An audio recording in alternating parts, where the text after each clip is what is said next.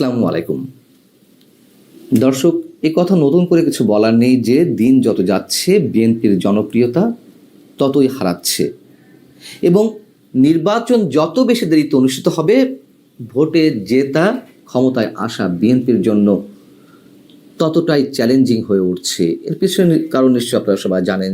তৃণমূল পর্যায়ে বিএনপি নেতাকর্মীদের যে তুমুল চাঁদাবাজি, সহিংসতা, সন্ত্রাস কিংবা অভ্যন্তরীণ পর্যায়েও তাদের যে অন্তর্কোন্দল, সব কিছুতে বিএনপির জনপ্রিয়তায় একটা প্রচ্ছন্ন প্রভাব পড়ছে। এর বাইরে সাধারণ মানুষের একটি অংশ বিএনপির উপরে বেজায় ক্ষুব্ধ।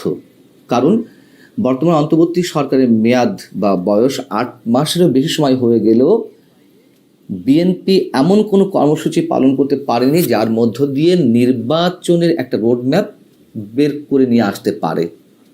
হয়তো তাদের কোনো কোনো কৌশলে, কোনো কোনো চাপে সরকার অনেক কিছু থেকে দূরে সরে গেছে, সংবিধান ছুঁড়ে ফেলা থেকে কিংবা গণপরিষদ নির্বাচন, ভোট ইত্যাদিতে আরও অনেক কিছু। কিন্তু মূল জায়গাটাতে আসলে বিএনপি কতটুকু তার পারদর্শিতা পরিচয় দিচ্ছে সে প্রশ্ন অনেক বড়। এবং পাশাপাশি এটি কেউ প্রকাশ্যে স্বীকার করুক আর না করুক, সরকারের সমর্থক বিরোধী সব পক্ষই এখনো পর্যন্ত ভারতের দিকে তাকিয়ে আছে। ভারত কি করতে চাইছে, শেষ পর্যন্ত কোন খেলা খেলতে চাইছে। এবং সেই জায়গা থেকে যদি আমরা বিএনপির জায়গাটা একটু পরিষ্কার করার চেষ্টা করি যে বিএনপির প্রতি ভারতের দৃষ্টিভঙ্গি কি, ভারত কি চাইছে অথবা বিএনপি কি চাইছে। আমরা দেখছি বিএনপি কখনো কখনো বিএনপি নেতাদের কেউ কেউ তুমুলভাবে ভারত বিরোধিতা করছেন, আবার কেউ কেউ নরম সুরে কথা বলছেন ভারতের বিরুদ্ধে। এরও কারণ আছে। তার কারণ ভারত বিরোধিতা বাংলাদেশে এমন পর্যায়ে পৌঁছেছে যে বিএনপির উপায় নেই ভারতের পক্ষে একচেটিয়া কথা বলার। আবার আমরা দেখছি যে চীনের প্রতি বিএনপির ঝুঁকে পড়া। তার মানে বিএনপি দু নৌকায় পা দিয়ে আছে, দুই নৌকায় পা দিয়ে আসলে তো লক্ষ্যে যাওয়া যায় না। এটা তো চরম বাস্তবতা। আমরা দেখছি বিএনপির বেশ কয়েকটি প্রতিনিধি দল ঘন ঘন চীন সফরে গেল। তার মধ্যে একটি প্রতিনিধি দলের যিনি নেতৃত্বে ছিলেন ডক্টর মঈন খান, খুবই পোরখাওয়া রাজনীতিবিদ, তিনি চীন সফরে গিয়ে সেখানে বলে এলেন যে বিএনপি যদি ক্ষমতায় আসে তাহলে চিকেন নেকের কাছে বাংলাদেশের যে তিস্তা বহুমুখী প্রকল্প হওয়ার কথা সেটার বিষয় চীনের সঙ্গে একসাথে কাজ করবে। এটা বলে চরম ভুল করেছে সম্ভবত। এখন বিষয় হচ্ছে যে ভারত কি চাইছে বিএনপির উপর আস্থা রাখতে পারছে, অথবা তাদের ভেতরে কোনো আলোচনা চলছে কিনা। আলোচনা কতটুকু চলছে তা আমরা অনেকখানি আন্দাজ করতে পারি। এবং বিভিন্ন মাধ্যমে আমি যেটুকু জানতে পারছি, ভারত কিন্তু বিএনপির প্রতি আস্থা স্থাপনের যথেষ্ট চেষ্টা করছে। বিএনপির কাছ থেকে তারা বিশ্বাসযোগ্যতা পাওয়ার একটা চেষ্টা করছে। এবং এরকম একটি কথা প্রচলিত তো আছে যে ভারত তার সব ডিম শুধু একটি ঝুড়িতেই সবসময় রাখতে চেয়েছে, সে হচ্ছে আওয়ামী লীগের ঝুড়িতে। এবং দিল্লির যুক্তি হচ্ছে যে না, তারা এটা চায়নি, তবে তাদের স্বার্থের কারণেই বা বিএনপি শাসন আমলে তাদের যে তিক্ত অভিজ্ঞতা সেই জায়গা থেকে হয়তো এই কথাটা ঠিক, উপায় নেই। তার কারণ বিএনপি যখনই ক্ষমতায় এসেছে ভারত বিরোধিতা তাদের রাজনীতির অন্যতম একটি পুঁজি হয়ে উঠেছে এবং সেই ধরনের কাজই চলেছে। তবে বিএনপির যুক্তি হচ্ছে না, তারা ভারত বিরোধিতা করেনি, তারা চায়নি নতজানু কোনো পররাষ্ট্রনীতি অবলম্বন করতে, অথবা দ্বিপাক্ষিক সম্পর্কের ভিত্তিতে দুই রাষ্ট্রের সমান মর্যাদার দিকেই তারা নজর দিয়েছে। এটাই বিএনপি নেতারা বলে থাকেন। তো আমরা দেখলাম যে 2014 সালে যখন নরেন্দ্র মোদী ক্ষমতায় এলেন, বিএনপি খুব উচ্ছ্বাস প্রকাশ করলো, মিষ্টি খাওয়া খেয়ে করলো। কেন? তাদের ধারণা ছিল যে কংগ্রেসের সাথেই বোধহয় আওয়ামী লীগের একটা সম্পর্ক গভীর পর্যায়ে সবসময় থাকে, যেহেতু মোদী ক্ষমতায় এসেছে, অতএব তারা হয়তো এখন অন্যভাবে রাজনৈতিক হিসাবটি করতে পারে। কিন্তু দেখা গেল না, রসায়নটি বা নরেন্দ্র মোদী এবং শেখ হাসিনার ভিতরকার যে সম্পর্ক পার্সোনাল পর্যায়ে গিয়ে পৌঁছেছে, মানে দুই দেশের সম্পর্কের ক্ষেত্রে, সেটিতে বিএনপি আশাহত হলো। এক ধরনের কূটনৈতিক পরাজয় বিএনপির ঘটলো, এটুকু বলা যায়। কিন্তু 5 আগস্টের পরে যে রাজনৈতিক পট পরিবর্তন, সেদিক থেকে অবশ্যই ভারতের পুনর্বিবেচনার সুযোগ এসেছে। এবং ভারত এটুকু জানে যে এই মুহূর্তে নির্বাচন এলে বিএনপি যথেষ্ট ভালো ফল করবে। ভারত চাইছে বিএনপি তাদের প্রতি যেন আস্থাশীল হয়, অথবা তারা বিএনপির উপরে আস্থা সৃষ্টি করতে চাইছে। কিন্তু বাধা তো আছে, ওই যে বলছিলাম যে তাদের মধ্যে এক ধরনের অবিশ্বাসের দানা এখনো পর্যন্ত বেঁধে আছে। এখন ভারত কি চায়?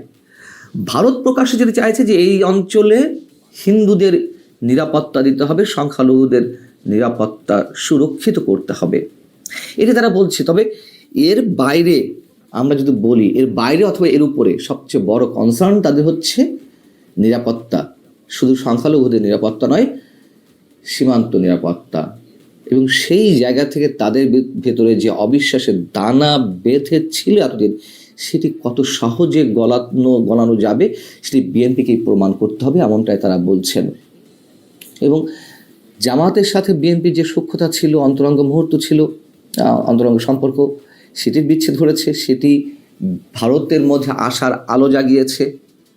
আর আরও যে জিনিসটা ছিল সেটি হচ্ছে 2001 সালে বিএনপি জামাত জোট সরকারের গঠনের পরে যে 10 ট্রাক অস্ত্র এলো ভারতের বিচ্ছিন্নতাবাদীদের ব্যবহারের জন্য ভারতকে অস্থিতিশীল করতে, সেটা কিন্তু ভারত কিছুতেই ভুলতে পারছে না। অতএব এক্ষেত্রে বিএনপিকেই আস্থার জায়গাটা সৃষ্টি করতে হবে। যেমন বাংলাদেশে নিযুক্ত ভারতের সাবেক হাই কমিশনার রিভা গাঙ্গুলি দাস, তিনি বিবিসিকে বলছেন, এখন যখন বাংলাদেশের রাজনীতিটা নির্বাচনের দিকে যাচ্ছে, তখন আমার মনে হয় বিএনপির পক্ষ থেকে যদি খুব স্পষ্ট করে শোনা যায় ভারতের প্রতি তাদের পলিসিটা কি, রাদার দ্যান বারবার একটা ইস্যুতে আলাদা করে রিয়্যাক্ট করার জায়গায় বিএনপি তাদের নীতিটা পরিষ্কার করে বললে অবশ্যই একটা কমফোর্টের জায়গা তৈরি হতে পারে। এটা খুব পরিষ্কার বার্তা ভারতের পক্ষ থেকে, খুব স্বাভাবিক। এবং বাংলাদেশে মৌলবাদীদের উত্থানে যে একটি সুযোগ সৃষ্টি হয়েছে এবং বিভিন্ন ক্ষেত্রে তার দৃষ্টান্ত দেখা যাচ্ছে, সেটি ক্ষেত্রে ভারত বারবার নোটিশ করছে। আমি বরাবরই বলে থাকি যে ভারত তার স্বার্থে যতদূর যাওয়ার প্রয়োজন ততটুকুই যাবে। এবং যেহেতু এখনো আওয়ামী লীগ ছাড়া অন্য কারোর প্রতিও তাদের বিশ্বাসটা স্থাপিত হয়নি, সেহেতু আওয়ামী লীগের জন্য তারা অনেক কিছু করতে প্রস্তুত।